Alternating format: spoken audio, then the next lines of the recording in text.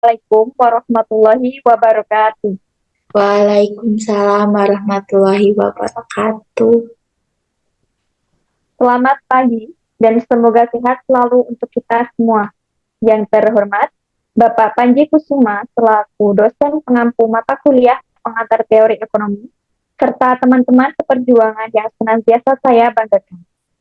Alhamdulillah, puji syukur kehadirat Allah Subhanahu wa Ta'ala yang telah memberikan kita nikmat umur, nikmat iman, serta nikmat kesempatan sehingga bisa bertatap muka walaupun dengan Zoom pada pagi hari ini. Sholawat berpinggaian salam kita hadiahkan kepada Nabi besar Muhammad Sallallahu Alaihi Wasallam. Mudah-mudahan dengan seringnya bersolawat kita bakal mendapat syahadat beliau di yaumul akhir nanti. Amin. Baiklah, perkenalkan nama saya Rizwanda Zulhanauki, selaku moderator yang akan memandu jalannya presentasi pada kesempatan Zoom meeting hari ini. Kami dari kelompok 5 akan mempresentasikan studi kasus dengan materi analisis kasus pasar monopoli perusahaan swasta di Jepang. Sebelumnya kami akan memperkenalkan diri. Perkenalkan, saya Rizwanda Zulhanauki, NPM 221010320 dan teman-teman saya. Saya Istiqomah Nur Cahyani dengan nomor induk mahasiswa 2210103018. Perkenalkan, nama saya Namira Rahma Putri dengan nomor induk mahasiswa 2210103021. Perkenalkan, nama saya Elsina Andiasa Naj dengan NPM 22101030003. Saya Fauzia Aulia Ufa, MPM 2210103037. Baik, terkait dengan rangkaian kegiatan presentasi online hari ini. Yang pertama, sesi pembuka, yang kedua, sesi materi, dan yang terakhir, sesi penutup.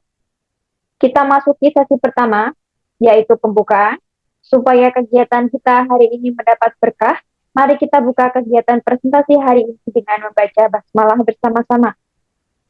Bismillahirrahmanirrahim. Baiklah, sesi presentasi kami akan mulai.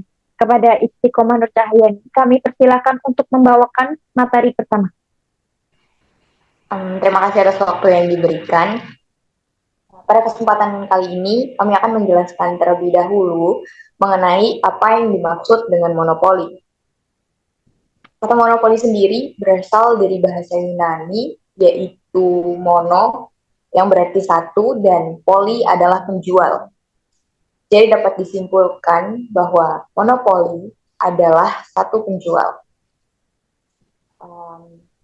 Sedangkan di Indonesia sendiri dalam Undang-Undang Nomor 5 Tahun 1999, Pasal 1, monopoli dapat diartikan sebagai penguasaan atas produksi dan atau pemasaran barang atau atas penggunaan jasa tertentu oleh satu pelaku usaha atau suatu kelompok pelaku usaha. Terima kasih, saya kembalikan kepada moderator.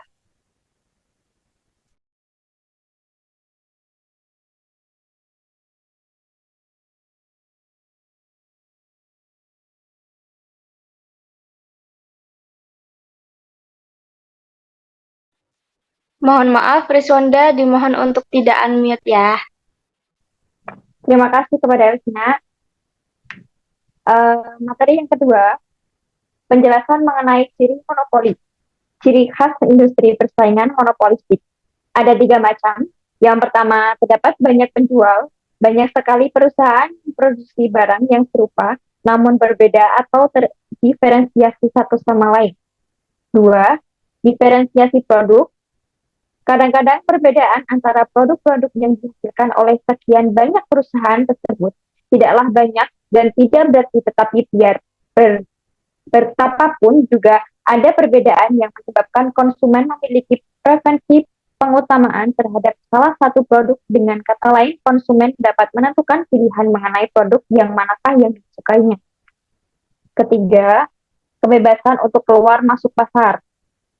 Ciri terakhir yaitu produsen atau penjual memiliki kebebasan masuk atau keluar dari pasar. Perusahaan yang dapat memproduksi barang bisa masuk secara bebas ke dalam industri pasar terkait, tidak ada yang bisa menahannya. Setiap perusahaan juga memiliki kebebasan untuk keluar dari pasar jika dibutuhkan. Terima kasih. Materi selanjutnya akan dibawakan oleh Elvina. Kepadanya kami persilahkan.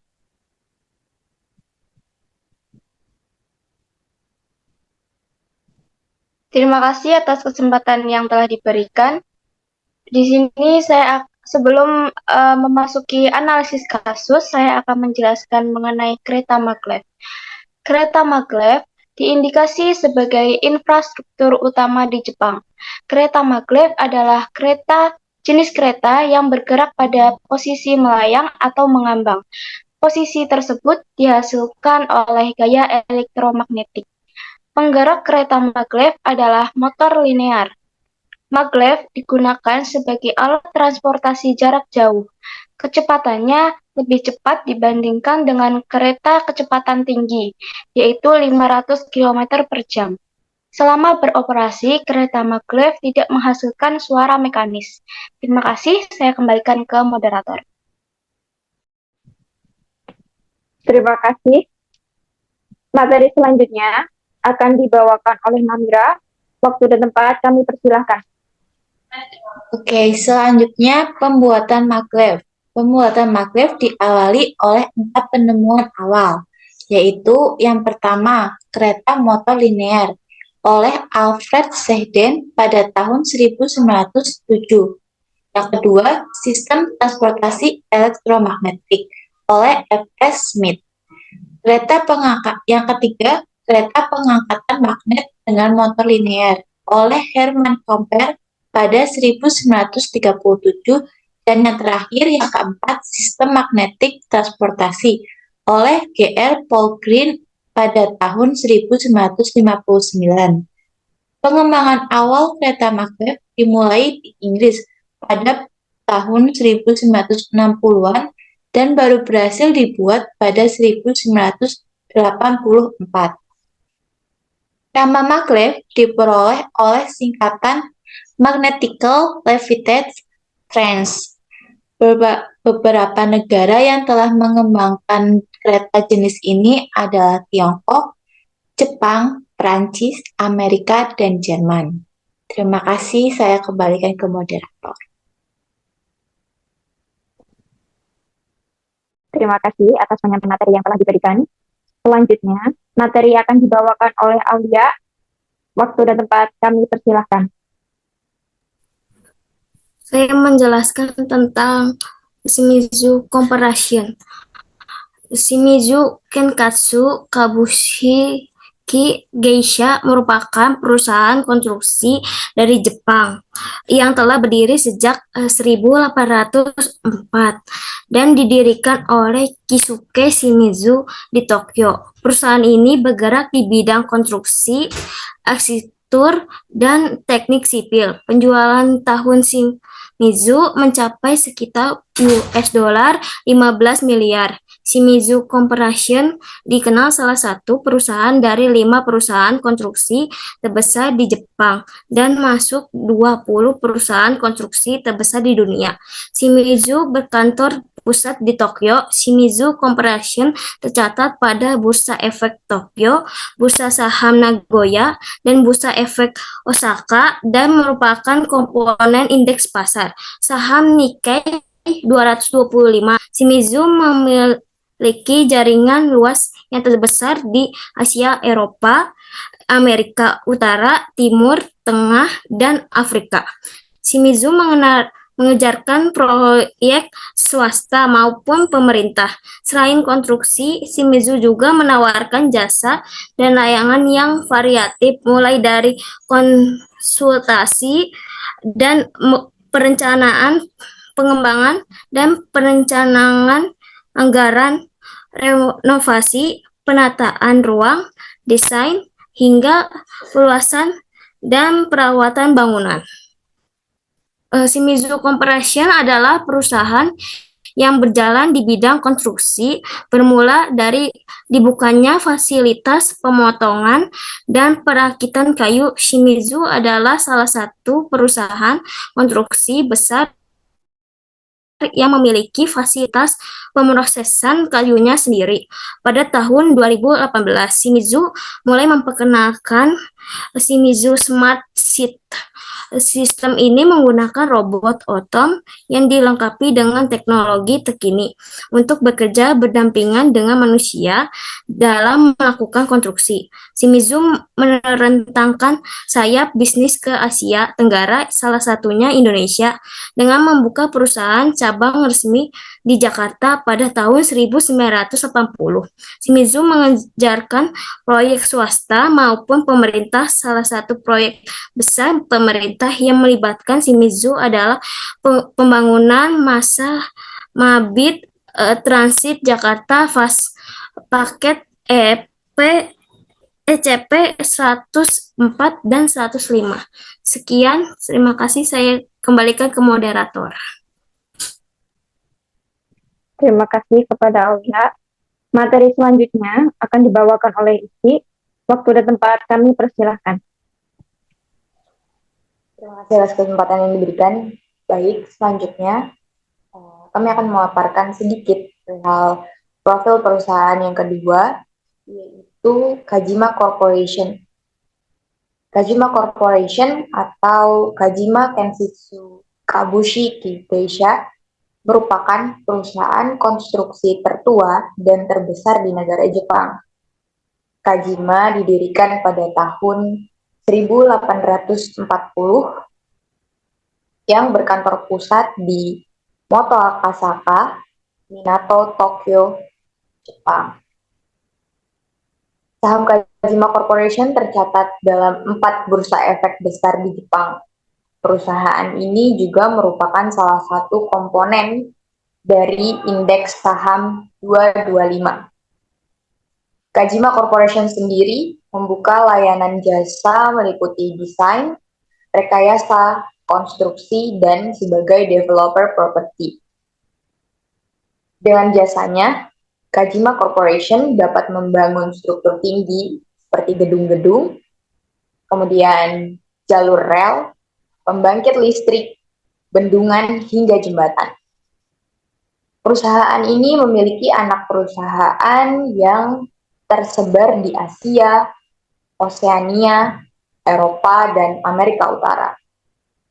Kajima juga mengembangkan bisnisnya ke sektor lingkungan, terutama pada pengolahan limbah, pengolahan air, rehabilitasi tanah, dan konsultasi lingkungan. Sekian pemaparan saya kembalikan kepada moderator.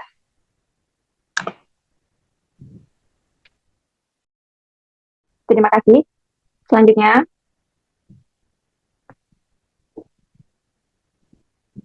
materi akan disampaikan oleh saya sendiri mengenai penjelasan mengenai hukum monopoli yang ada di Indonesia.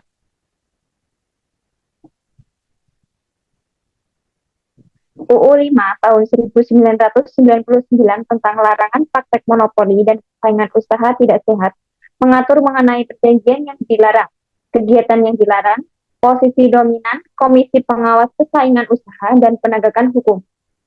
Perilaku usaha di Indonesia dalam menjalankan kegiatan usahanya berasaskan demokrasi ekonomi dengan memperhatikan keseimbangan antara kepentingan perilaku usaha dan kepentingan umum. Pasal 2 UU 5 tahun 1999 tentang larangan praktek monopoli dan persaingan usaha tidak sehat. Undang-Undang Nomor 5 tahun 1999 tentang larangan praktek monopoli dan persaingan usaha tidak sehat memiliki aturan-aturan pelaksanaan, yaitu 1. Peraturan Pemerintah Nomor 57/2010 tentang penggabungan atau peleburan badan usaha dan pengambilan saham perusahaan yang dapat mengakibatkan terjadinya praktek monopoli dan persaingan usaha tidak sehat, melaksanakan ketentuan pasal 28 ayat 3. 2. Peraturan Pemerintah Nomor 57/2010 tentang penggabungan atau peleburan badan usaha dan pengembalialihan saham perusahaan yang dapat mengakibatkan terjadinya praktik monopoli dan persaingan usaha tidak sehat. Ketentuan pasal 29 ayat 2. 3. Keputusan Presiden nomor 75/1999 tentang Komisi Pengawas Persaingan Usaha sebagaimana telah diubah dengan Peraturan Presiden nomor 80 tahun 2008 tentang perubahan atas Keputusan Presiden nomor 75 tahun 1999 tentang Komisi Pengawas Persaingan Usaha melaksanakan ketentuan pasal 34 ayat 1. Demikian pemaparan materi yang saya berikan. Materi selanjutnya akan dibawakan oleh Elvina. Waktu dan tempat kami persilahkan.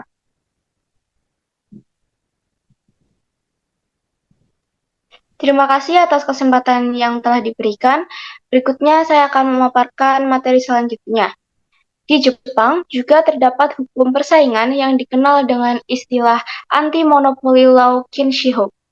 Dalam hukum persaingan di Jepang, peraturan perundang-undangan yang utama adalah Law Concerning the Prohibition of Private Monopoly and Preservation of Fair Trade atau UU Anti-Monopoli Jepang yang diundangkan pada tahun 1947.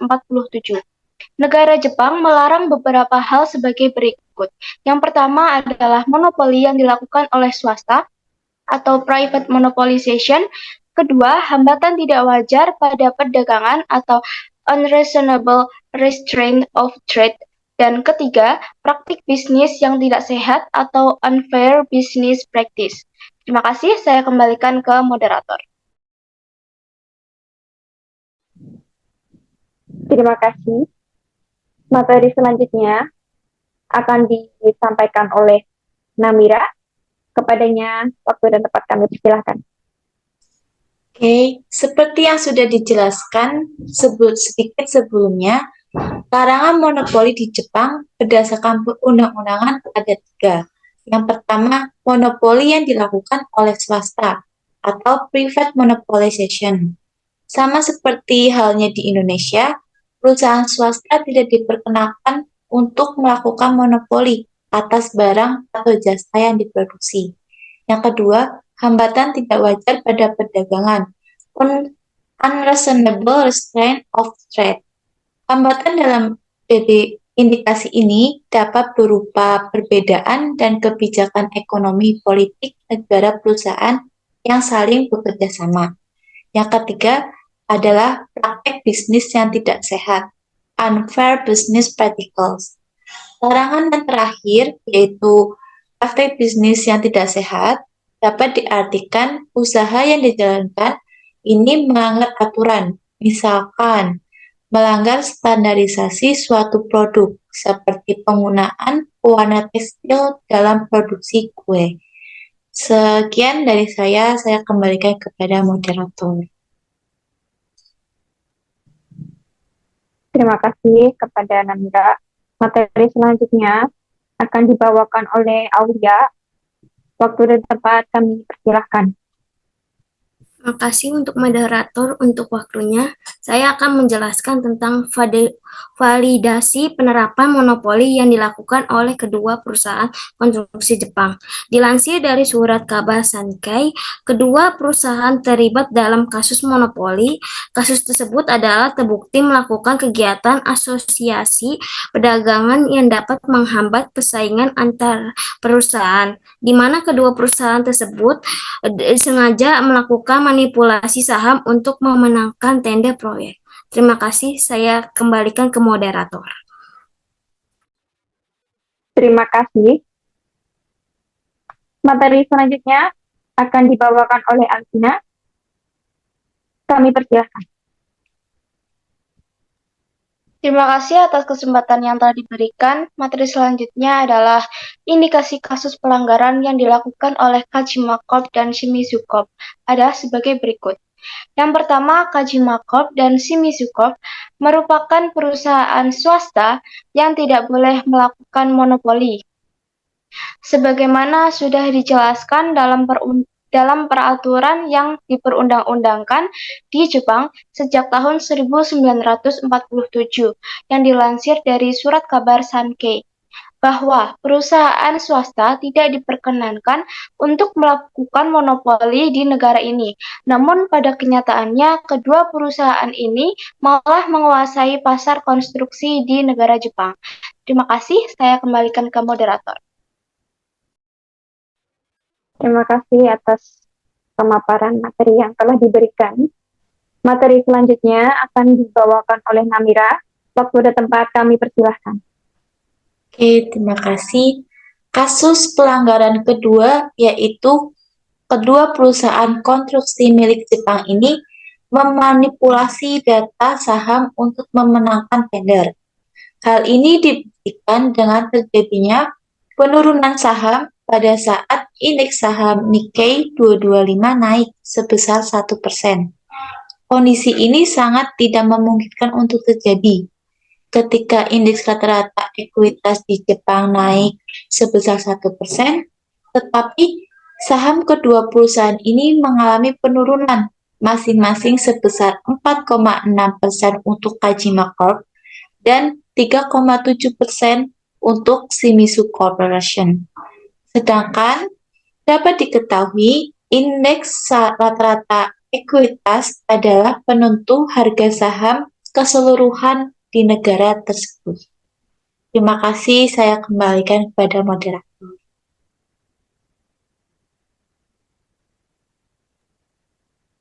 Baik, terima kasih atas pemaparan yang telah diberikan.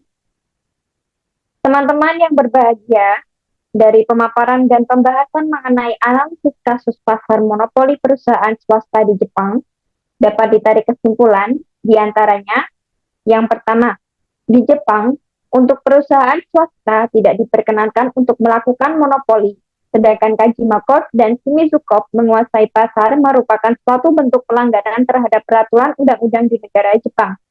Kedua, perusahaan ini juga melakukan pelanggaran lainnya.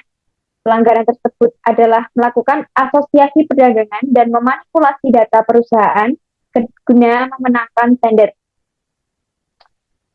Kepada yang terhormat Bapak Panji Kusuma serta teman-teman yang berbahagia, demikianlah kegiatan presentasi pada pagi hari ini.